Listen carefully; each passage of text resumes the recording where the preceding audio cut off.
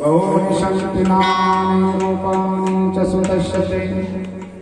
महाराज इनके क्या नाम बताएं, अनेक नाम हैं इनके, और ये अनेक युगों में अनेक अनेक रंग के द्वारा प्रकट होते हैं। कभी पीत वर्ण धारण करते हैं, कभी श्वेत वर्ण धारण करते हैं, लेकिन इस समय द्वापर के समय में ये कृष्णावतार काले स्वरूप को धारण करके श्याम अंग लेके आए हैं, इसलिए इनका पहला नाम कृष्ण होगा। वर्षयति जीवानां पापराशि समूह का, जो जीवात्मा की पाप राशि का आकर्षण करें उनका नाम भगवान कृष्ण। भैया ने विचार किया इतना कठिन नाम, दूसरा नाम बताइए हमारा। तो कहा इनका नाम अभी रोहिणी नक्षत्र में हुए ना, इसलिए इनका नाम वासुदेव होगा, वृष राशि करेगा। तो ये नाम बिल्कुल अच्छा नहीं लगा महात्मा नंद और भैया यशोदा जी ने कहा महाराज इसमें नाम तो वसुदेव जी का लग रहा है, तो वसुदेव जी का नाम मेरे लाला के साथ क्यों लग रहा है? अरे नंद के नाम पर कोई नाम रख दो, मेरे नाम पर नाम रख दो, लेकिन वसुदेव जी के नाम पर क्यों आप उनका नाम वासुदेव रख रहे हैं? तो भगवान गर्गाचार्य ऋषि ने समझाना प्रारंभ किया, तो कन्हैया ने इशारा कर दिया महाराज अभी रुक जाइए, अभी मत कहना कि मैं आपका बेटा नहीं, मैं तो वासुदेव हूँ, मैं तो वसुदेव जी का बेटा हूँ। महात्मा गर्गाचार्य जी ने यहाँ वहाँ की बातें कही, दिव्य भगवान का दर्शन करने के लिए अपने स्थान पर पधारे। यहाँ नंद बाबा ने अपने नंद उपनंद सुनंद आदि गोपों को इकट्ठा किया और सबको समझाया कि महाराज अपने पास बहुमूल्य रत्न है। भागवत जी में लिखा है कि नंद बाबा का जो घर बना है उसके जीना में दरवाजे पर बहुमूल्य वैदूर्य मणि माणिक्य लगे हुए हैं। कितना वैभव है, 9 लाख धेनु तेरे बाबा के 9 लाख गायों का संवर्धन करते हैं महात्मा नंद। लेकिन जब महात्मा नंद को पता चला कि देखिए इतने वैभव के साथ भी मेरा लाला प्रसन्न नहीं है, यहाँ संपत्ति तो बहुत ज्यादा है लेकिन मेरे लाला के लिए बड़ी शांति नहीं प्राप्त हो रही, अनेक प्रकार के उपद्रव कन्हैया के ऊपर आते हैं, इसलिए इस राज सत्ता का त्याग कर देना चाहिए। ऐसा भक्त का जीवन होना चाहिए। महात्मा नंद ने अपने बेटे की प्रसन्नता के लिए क्षण मात्र में राजभोग त्याग दिया और गायों को इकट्ठा किया, बछड़ों को इकट्ठा करके छकड़े आदि तैयार किए और कहा महाराज कहाँ चलें? तो सबने विचार किया कि देखिए अपने आसपास तो सबसे अच्छा स्थान वृंदावन का है, इसलिए क्यों ना अपन सब इकट्ठे होकर के महात्मा वृंदावन का आश्रय लें, वहीं रहेंगे, आनंद से दही मक्खन आदि खाएंगे, पाएंगे, बेचेंगे और भगवान का यजन करेंगे।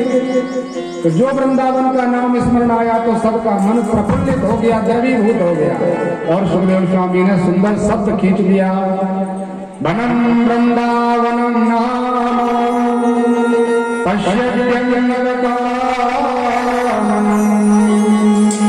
गोपगोपी गवांशेभ्यं वृंदावनं प्रणदेहं वृंदावनं गोवर्धनं यमुनानि पुलकानि च वीक्षासि उत्तमः प्रीति राममाधवो।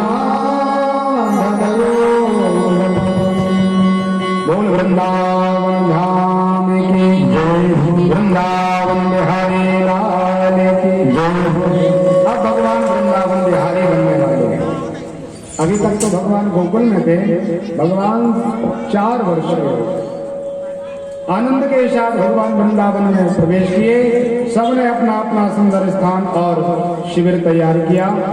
परमात्मा की बड़ी कृपा सबको प्राप्त होने लगी। यमुना के पुलिन पर स्नान करते हैं, गोवर्धन की तलहटी पर गौचारण करते हैं और वृंदावन में वास करते करते महाराज भगवान पौगंड अवस्था को प्राप्त हुए। परमात्मा 6 वर्ष में प्रवेश करते हैं और आनंद के साथ भगवान ने लीलाएं प्रारंभ की, जो भगवान की बाल लीलाएं हैं। अपने बच्चों को, सखाओं को इकट्ठा किया। श्री मंगल सुदामा, श्रीदामा आदि सब इकट्ठे हुए। परमात्मा के सखा तनसुख नाम के एक मित्र को देख करके परमात्मा ने कहा कि भैया ये तो बता तुझे कुछ खाने पीने के लिए नहीं मिलता क्या? कहा महाराज क्या बताएं, हमारे घर में तो बहुत व्यवस्था है, लेकिन मेरे माता पिता थोड़े कंजूस प्रकार के हैं, और वो क्या करते हैं, जितना भी दही मक्खन आदि घृत आदि निकलता है सब बेच के आ जाते हैं, तो हमें केवल छाछ दे देते हैं खाने के लिए। तुम्हारा छाछ आज खाने में कोई मोटा तगड़ा नहीं होता। भगवान ने कहा ये तो बड़ा उल्टा काम है।